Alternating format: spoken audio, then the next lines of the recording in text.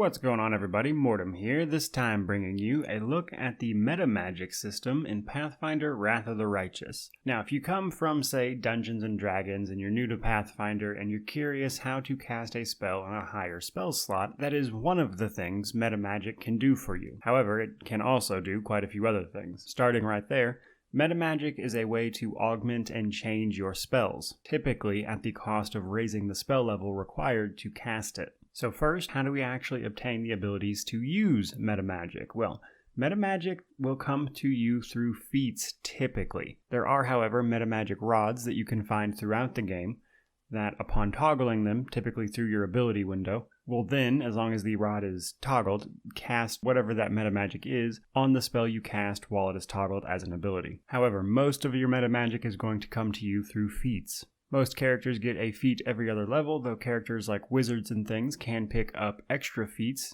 related to spell casting, which helps out with Metamagic and why I mentioned that specifically, though pretty much any character can pick these up through their regular feat choices. However, you would typically speaking not actually want to grab all of them by any means. Next up, what kinds of Metamagic are there and how can you actually use them? We're going to go through the list of all the Metamagic we can actually use. First up, we have Bolster. Bolster will cause your spells to deal additional area of effect damage, making them stronger. So spells will deal 2 more points of damage per die rolled to all of its targets. Additionally, all enemies in 5 foot of the spell targets are dealt 2 damage per die roll of the original spell. However, the spell won't be able to apply precision damage, which is typically like sneak attack damage. And then at the bottom here, we can see that this will increase the effective spell level of the spell by 1. So if we gave this to a level 3 spell, we would now have to use a level 4 spell slot to cast it. This video assumes you know the magic system of Pathfinder and the spell slot system. We might cover that in another video in the future, but if you're looking into Metamagic, I'm going to guess you have a basic understanding of the magic system itself in Pathfinder, and we're going to see this level increase +1 come up quite a bit. Next we have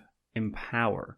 Empower will increase the power of our spells, causing them to deal more damage. So all of the variable numeric effects on an empowered spell are increased by half, including bonuses to those rolls. However, the saving throws and the opposed rolls that block the spell from hitting or taking effect are not affected by this. This will cause the level of the spell to increase by 2. Then we have Extend. Extend makes your spells last twice as long. However, it won't affect spells that have a duration of concentration, instantaneous, or permanent, as they obviously don't have anything to extend, or in the case of concentration, require your concentration. But typically you'd use this on things like buffs to make them last longer. And then, probably the most useful, honestly, is Heighten. Heighten is basically what allows you to use your spells in a higher spell slot. If you apply Heightened to a spell, you actually get to choose the effective level that you want to cast that spell at. So the level increase is whatever you chose to bring that spell to.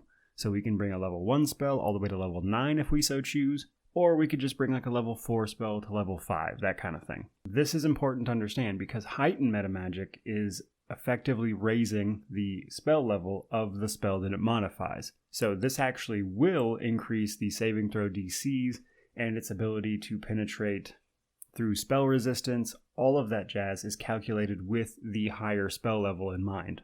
Then we have Maximize. Maximize is the stronger version of Empower. However, you can actually use both on the same spell. But Maximize will maximize all the numeric effects of a spell, besides the, of course, saving throws and opposed rolls to block the spell. Basically, it will just deal maximum damage. The level increase on this is +3, and if you maximize and empower a spell, it gets maximized first, and then you get +half of the normally rolled result. So you don't get half of the maximized result, but you get half of the normal roll on top of the maximized.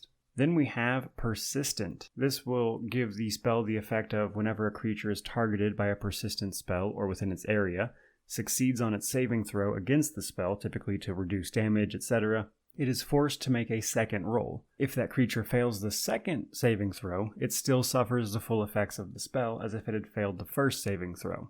Basically, this forces enemies to re-roll their saving throw and basically force them to either succeed twice or fail. This will increase the level of a spell by 2, and obviously won't affect spells that don't require a saving throw to resist or lessen the spell's effects.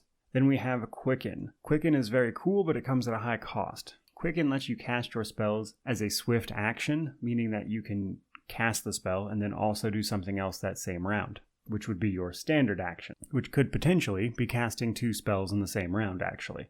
Now, any spell that has a casting time of more than 1 round or 1 full round cannot be quickened. The level increase for this, though, is a solid +4, and casting a quicken spell won't provide an attack of opportunity to your enemies if you're in range, and that brings us to the reach spell. The reach spell will simply increase the reach of your spells.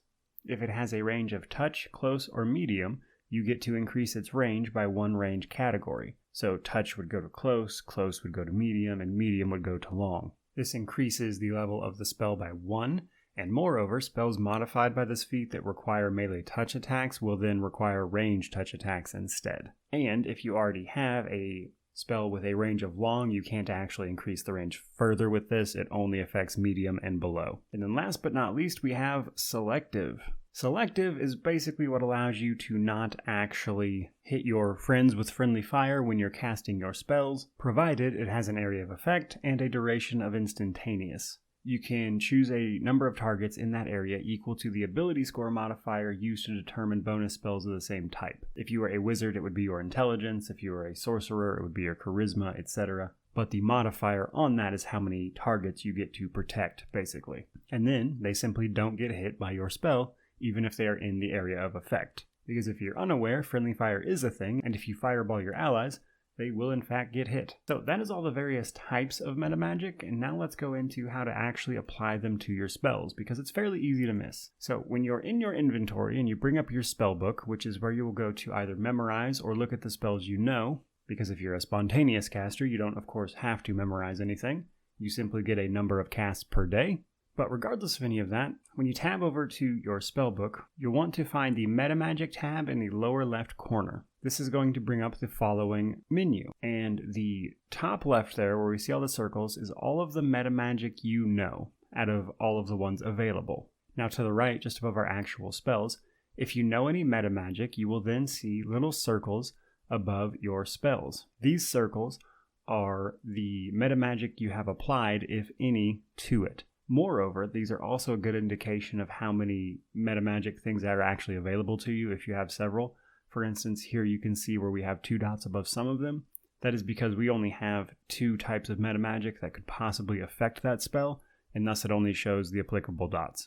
But to the left here, if we drag over a spell, it will then open up the metamagic we could apply to it, and then we just click those. The white number on the red dot is the level increase that that spell will take if we choose to apply that metamagic. Right below this, we of course see the resultant spell level. And then with the heighten metamagic, we of course get to choose the resultant spell level. And then below, where it says decoration, this is actually what will allow us to change the icon of the resultant spell, thus allowing you to, differentiate it on your hotbar. Now, once you click Write Spell, you can find this spell either in your favorites menu, which is the star spell level over there on the right, or it will now be in the appropriately leveled spell level selection that it resulted in after you got done with it. And then of course, now that we cast this spell from now on, provided we choose the one that actually has the metamagic applied, it will cast it as that spell level with the appropriate metamagic. So there you go guys, there is a look at how to use metamagic in Pathfinder Wrath of the Righteous.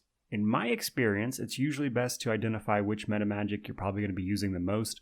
For instance, Heighten is very versatile, but in select situations you might of course want to use something like Selective. But given the fact that it comes at a feat cost, if you don't have a rod to use in place of the feats, it is one of those things where it's best to have a plan. Hopefully, after seeing this video, you feel a little more confident in your understanding of what metamagic is and how to apply it in-game. So with that out of the way, I hope you enjoyed the video. If you did, please remember to like, comment, subscribe, all that YouTube jazz. But regardless of any of that, truly, just thank you so much for watching. May you wander in wisdom and have an amazing day.